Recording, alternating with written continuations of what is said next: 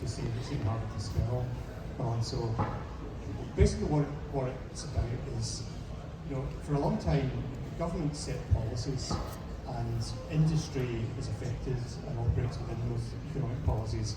So my role is to bring someone who's been a long time in the startup sector, the scale-up sector, into work closely with government on developing policy and then helping to steward that through to implementation. So essentially it's a site for doing that, and also being a constructive provocation to government on what industry needs, what startups need, and trying to create the very best possible environment for startups here in Scotland to thrive. So that's essentially what it's about. How would you, if you look at the big picture here in 2023, what does it look like for a startup?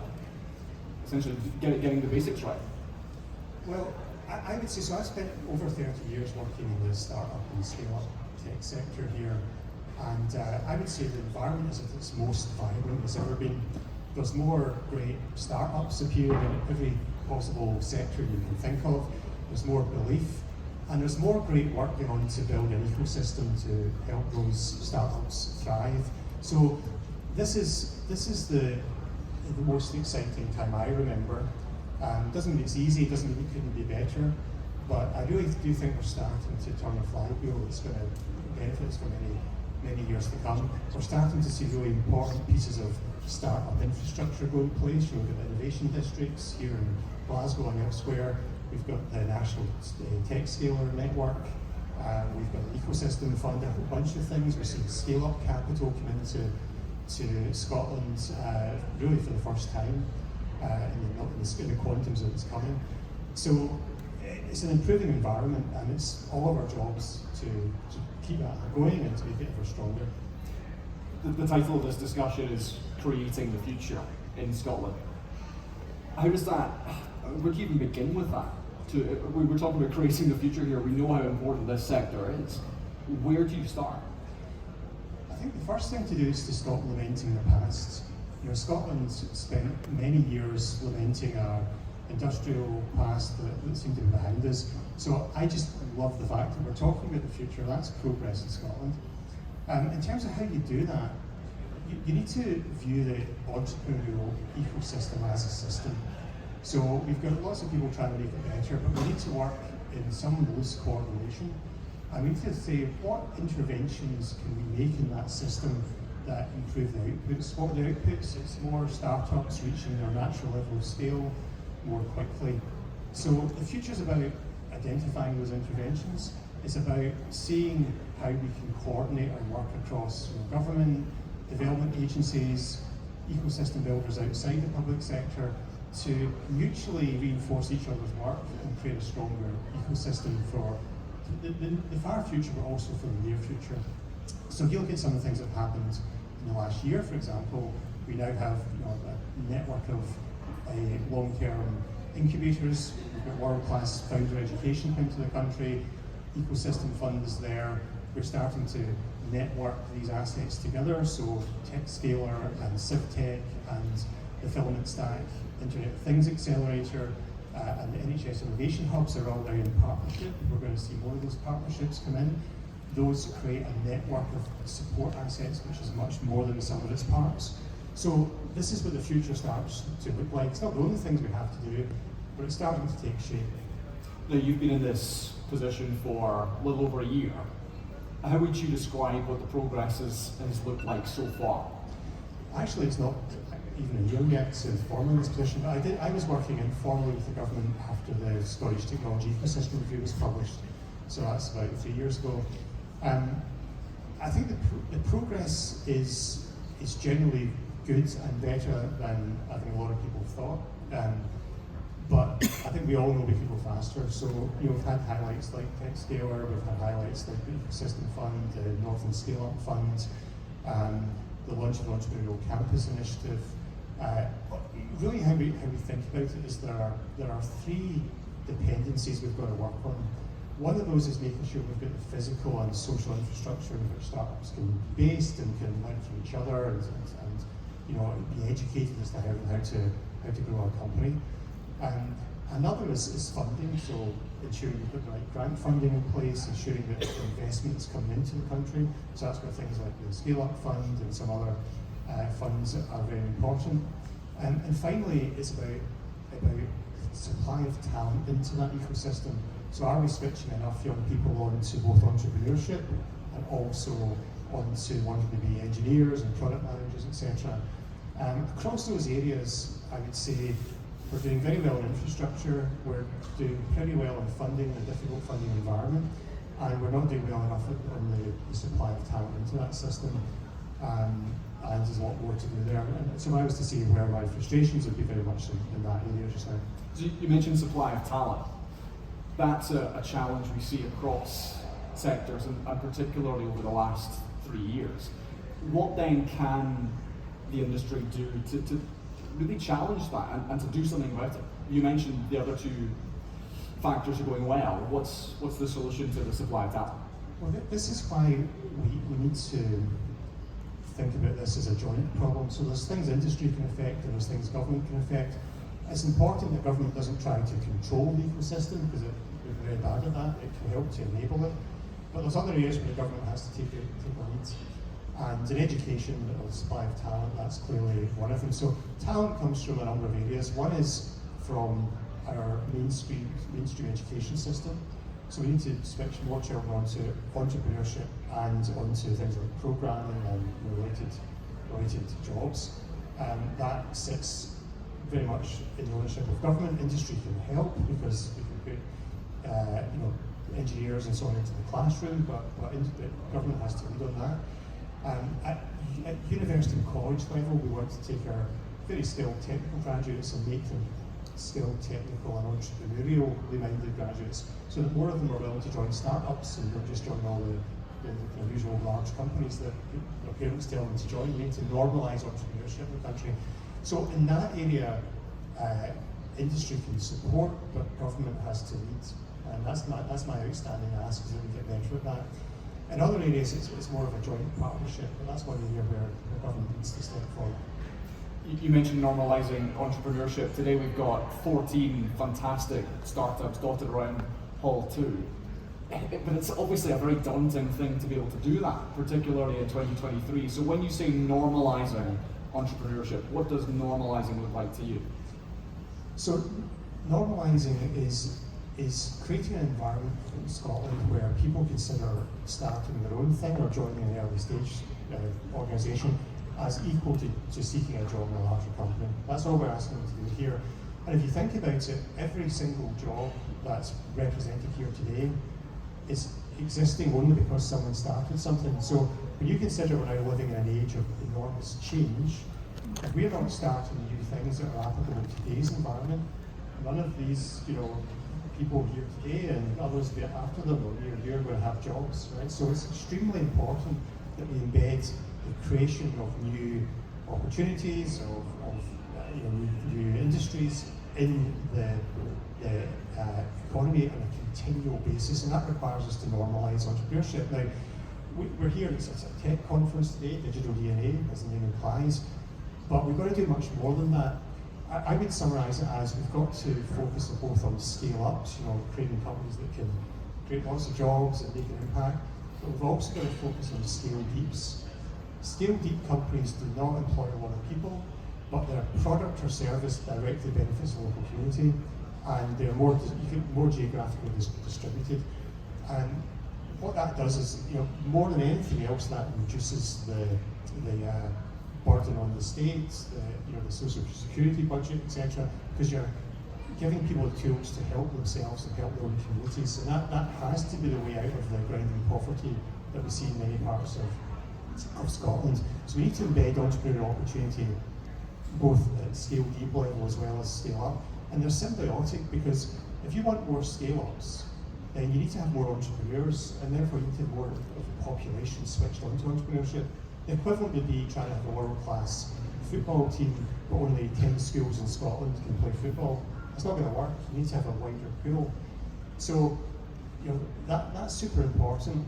I think also we can bring people into the tech sector from other professions. We can switch them in. So that's something we want to do. And also we've got to lobby hard to the UK government to vary visa rules, etc., to bring talent into this country. But we do have some immigration, leeway in this country. We're not using it well enough. We're not removing the barriers to immigrants to be entrepreneurs in this country. Like access to bank accounts is much harder if you're an immigrant in the country, etc. So there's a lot we can do to dramatically improve the talent pool now and later in terms of capacity and volume. Of course, today's all about you as well. If you're hearing anything that you want to share on social media, make sure you're tagging Digital DNA. Will be posting and reposting your stories throughout the session. One thing you talked about there, Mark, you mentioned about how we're all here because of whether it's entrepreneurial expertise, it's our own startup, we've joined a startup, but I've got to ask about artificial intelligence as well, because there is an idea that perhaps there's an opportunity here, but also there's some startups which may in a few years be redundant because of advances in that. What is the Scottish Government, or what are you looking at when it comes to artificial intelligence and tech, the sector? So let's look at AI as first of all, as an example of a category problem we have. I think it's difficult for any government, given that governments move at a certain, across the world at a certain speed, and they move at that speed for sometimes good reasons, it's possible for governments to predict categories that we should be super good at, because by the time they've predicted them, the world's moving on. Instead, what we need to be able to do is give our startups the best possible environment, and by that I mean an environment where they can iterate as quickly as possible. They can learn, test, relearn, redeploy, retest as quickly as they possibly can. That is the holy grail of tech startups, is iteration speed. An environment has to help them do that. So access to funding, access to the talent they need, it all slows down iteration speed. And then we'll see domains emerge in AI or in green tech or in other areas. And then we can look to wraparound cluster support. What else do you need to continue to thrive? Consider the space sector in Scotland. No one ever predicted the space sector. Now it's emerging. The question is, how can we help? Now, therefore, at a category level, we've got to view AI as another emerging technology. More specifically, what will AI do? Well, absolutely, AI will wipe out the business models of a lot of startups, but it was ever thus. Most startups, up to 90%, fail for all sorts of reasons, including that their ideas are superseded. I suspect with AI, you've got to remember, lots of extraordinary technology, and it is going to change the world dramatically over 10, 20 years. As regards tech companies specifically, I think we should view it more as an extending technology rather than a revolution. So for example, there's lots of startups just now building on top of big platform AI capabilities, and they're very, very vulnerable to someone just doing the same thing. There's no real moat there. What you're also seeing is that the really big companies like Amazon and Google and Facebook are investing billions there, and you're going to see their products improve, in inverted commas, sometimes not for societal best outcomes, but improve at a quite fast rate. So, for tech companies, I'd be wary of building on top of something magical and saying you've got something magical. I think you've got to have something pretty profound in its own right that uses AI to assist it, rather than say, well, we've got this great bot that answers your best restaurant questions and so on. That's going to get wiped out by standard services from Microsoft and Google, etc. So AI will be an extending technology. It will be revolutionary over time for tech startups, but that can't be your only differentiation. You have to have something more profound than the problem you're trying to solve.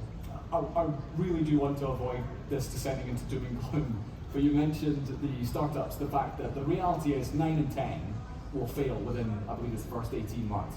You mentioned as well the role of AI in 10, 20 years, it's going to change essentially life as we know it.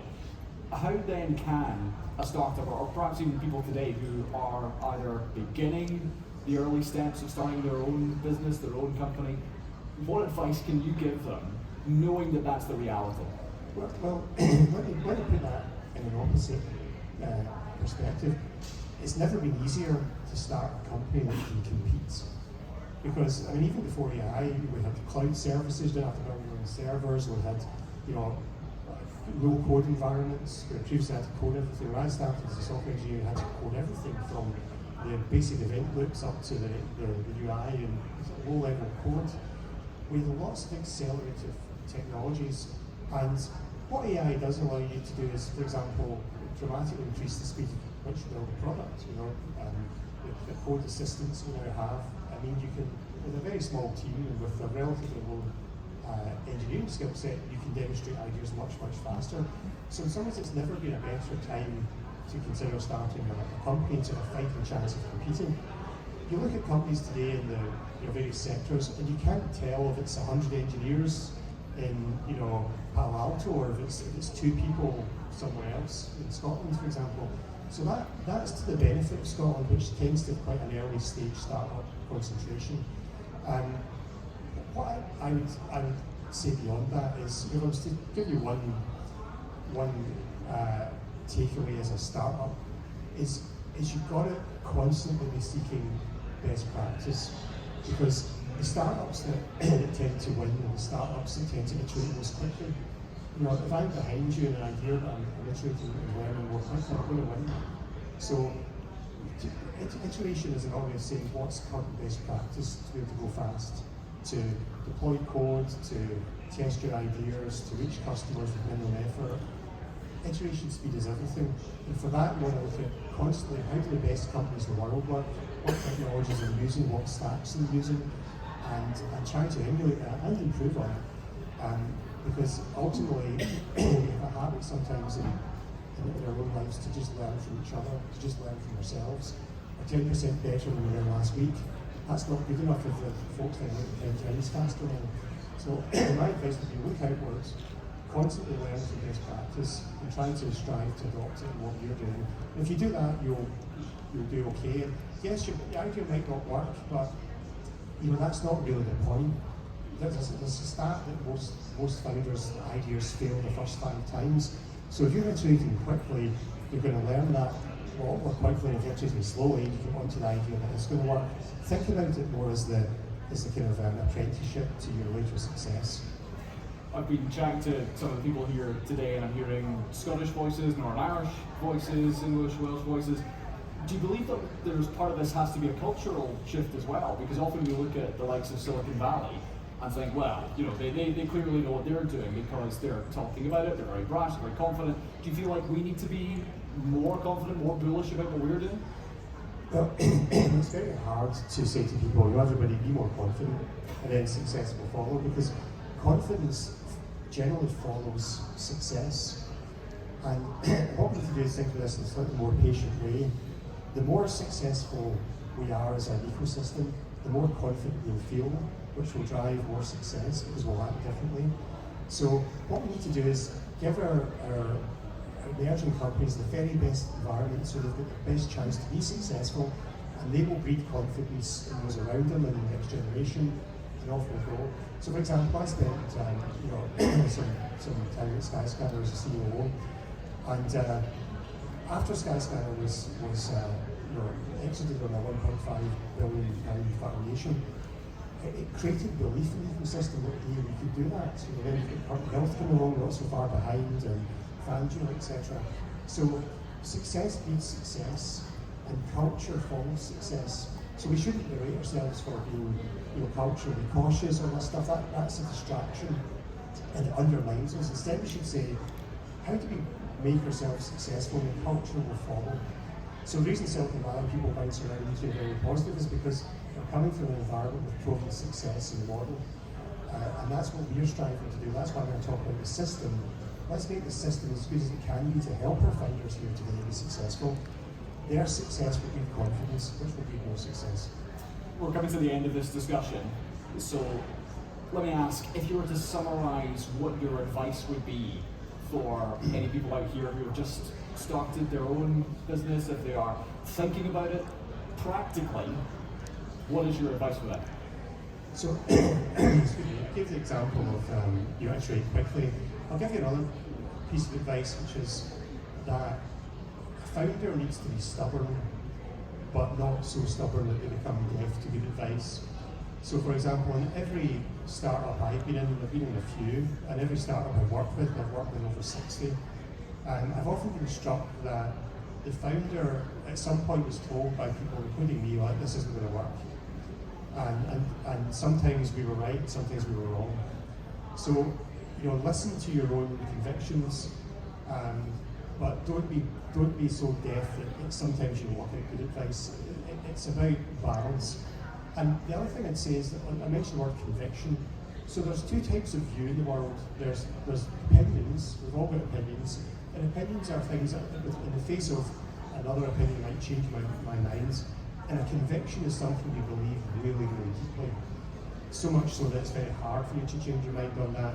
And founders need to know what their convictions are, not just what their opinions are. Because if you only have opinions, as a founder, you'll bounce around. You'll hear that that was a good conversation, I should do this, I should do that. Convictions are those things where you apply your stubbornness. I'm going to believe this for a long time until I really have to give it up. I'll give you an example. So in Skyscanner, we had a conviction that it was better to forego easy revenue now to retain customers in the future. Now that sounds all very well. When you're going to your board and saying we've decided to reduce our monthly revenues to create a stronger customer bond with less ads, for example, so that those customers will be with us in 10 years' time, will recommend their friends, that affects the bottom line today, and you better be sure that's a conviction, not an opinion, otherwise the board will change your opinion. So convictions are important, so I'd ask you to reflect on what do you believe and what are you convinced of. What you're convinced of will give you the strength to go through the hard times. Sometimes you have to update those convictions, but strive to have some, and if you don't have any, maybe you shouldn't be starting a company, trying to build a product. And you mentioned, I want to come back to one of the words you used earlier about being faster. When government is competing with so many different areas, whether it's about investment, whether it's about policy, how can this sector be faster? Well, governments go at a certain speed, partly for good reasons. If they were as fast as startups, we would have, Donald Trumps would destroy countries all over the world. So you need a bit of inertia in government. My government colleagues will know I'd always like us to go faster than we go. Startups move very fast, and ecosystem builders are somewhere in between. I think the trick is to ensure that the right task is with the right iteration speed. So for example, with TechScaler, government went through, as it must, a detailed procurement process to award the TechScaler contract, ultimately to Codebase, who can then move much faster in government implementing it. So since November, we've now got like 2,500 members, more than 7 sites across the country. It's going really, really well. And that's because the right handoff from one speed of iteration to another was done. So that's great partnership when that happens. So I think we've got to be clear on that. What I would say though is that governments all over the world are facing a very challenging moment because we're in the exponential age now.